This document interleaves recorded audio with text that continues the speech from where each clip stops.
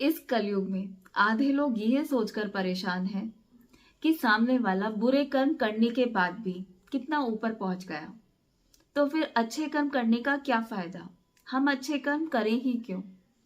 और कुछ लोग ये सोचकर परेशान हैं कि जब सब कुछ भाग्य में पहले से ही लिखा होता है तो फिर कर्म करने का क्या ही फायदा। आज हम इन्हीं कर्मों के ऊपर बात करेंगे।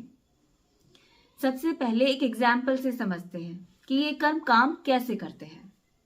मान लीजिए हमारे पास एक यू शेप का गेम है जो हमारी लाइफ को रिप्रेजेंट करता है, और कुछ व्हाइट बॉल्स और कुछ ब्लैक बॉल्स। ब्लैक बॉल्स हमारे बुरे कर्मों को और व्हाइट बॉल्स हमारे अच्छे कर्मों को रिप्रेजेंट कर रही है। अब हमने उस यू शेप के गेम में एक सिरे से 2-3 ब्लैक बॉल्स डाली, फिर हमने बहुत सारी व्हाइट बॉल्स डालनी शुरू की। हमने इतनी सारी व्हाइट बॉल्स डाली कि जो हमने पहले 2 या 3 ब्लैक बॉल्स डाली थी उनको हम डालकर भूल गए।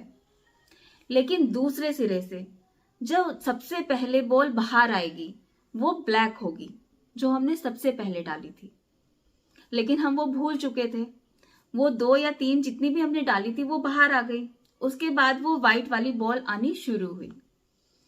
अब देखिए, हमारी लाइफ में जो हमने 2 या 3 बुरे कर्म किए थे, उसके बाद हमने सैकड़ों अच्छे कर्म किए, और वो अच्छे कर्म करने के बाद हमने जो पहले बुरे कर्म किए थे हम उनको भूल गए। लेकिन जब हमें फल मिलना शुरू हुआ तो हमने वो 2 या 3 जो बुरे कर्म करे थे उनका फल पहले भोगा, और तब हमें ये महसूस हुआ कि हम तो सभी अच्छे काम करते हैं, हमने तो कभी किसी का कुछ बुरा किया ही नहीं, फिर हमारे साथ बुरा क्यों हो रहा है। हम वो भूल चुके हैं जो हमने 2 या 3 पहले बुरे कर्म किए थे। ये हमारी लाइफ का रिसाइकल होता है। जो हम कर्म करेंगे वही हम उनका फल भरेंगे।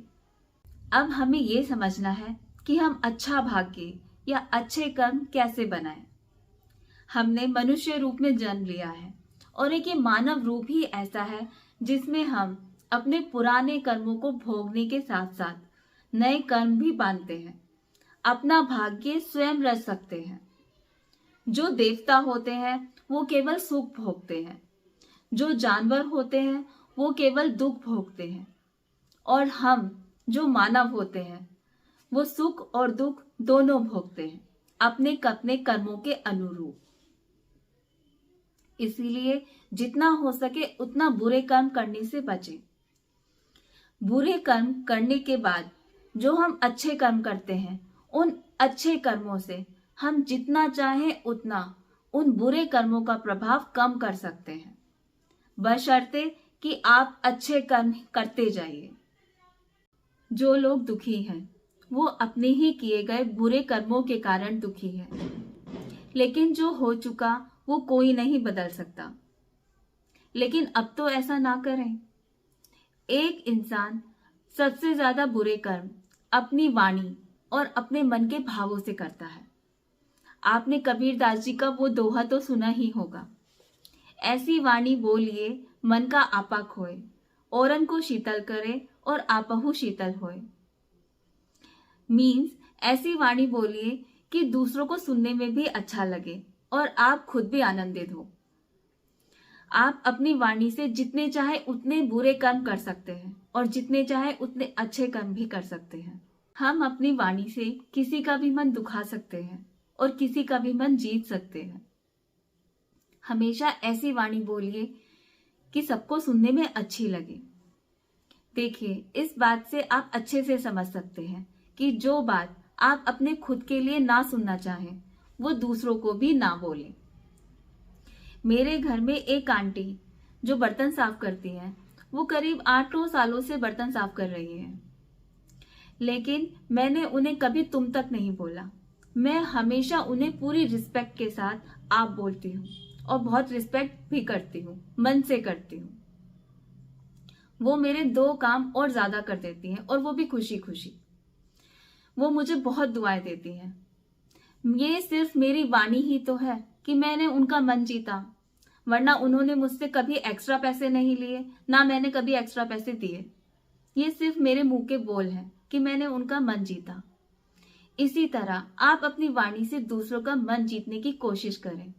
ये आपके अच्छे कर्म ही हैं। दूसरे हमारे मन के भाव होते हैं। कुछ लोगों का मानना है कि किसी ने उनके साथ बहुत गलत किया तो फिर हम उनके साथ अच्छा क्यों करें। मत करो, किसी को क्या फर्क पड़ने वाला है, बिल्कुल भी नहीं। ये सिर्फ आपकी सोच होती है। और सच बताऊं, किसको फर्क पड़ता है? सिर्फ आपको। बाकी किसी को कोई फर्क नहीं पड़ता। जब तक आप उस बात को पकड़े रखेंगे, उस बात पर बात करते रहेंगे, तब तक आप अशांत रहेंगे। और जब तक आप अशांत रहेंगे, आपके मन के भाव अच्छे कैसे हो सकते हैं? फिर जो आप नए कर्म कर रहे हैं वो भी अच्छे कैसे हो सकते हैं? इसीलिए बेहतर यही है कि माफ कर दीजिए और आगे बढ़ जाइए। आपने वो सुना भी होगा, इस बात से आप अच्छे से समझ सकते हैं। ताकि रही भावना जैसी, प्रभु मूरत देखी तिन तैसी। मतलब जिसके मन में जैसे भाव होते हैं उसे प्रभु की मूरत भी वैसी ही दिखती है। जब आपके मन के भाव अच्छे होंगे तभी तो आपके कर्म भी अच्छे हो पाएंगे। आपको मैं एक एग्जाम्पल के थ्रू समझाती हूँ। एक कुम्हार जो मिट्टी का काम करता है, जब वो मिट्टी से चिलम बनाता है तो वो खुद भी जलती है और दूसरे लोगों को भी जलाती है। और जब उसी मिट्टी से कुम्हार एक घड़ा बनाता है तो वो घड़ा पानी भरने के बाद खुद भी शीतल रहता है और दूसरे लोगों को भी शीतलता देता है। हमारे कर्म उस कुम्हार की मिट्टी की तरह ही तो है।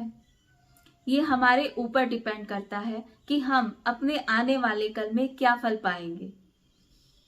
जो हम कर्म करेंगे उसी के अनुरूप हमें फल मिलेगा।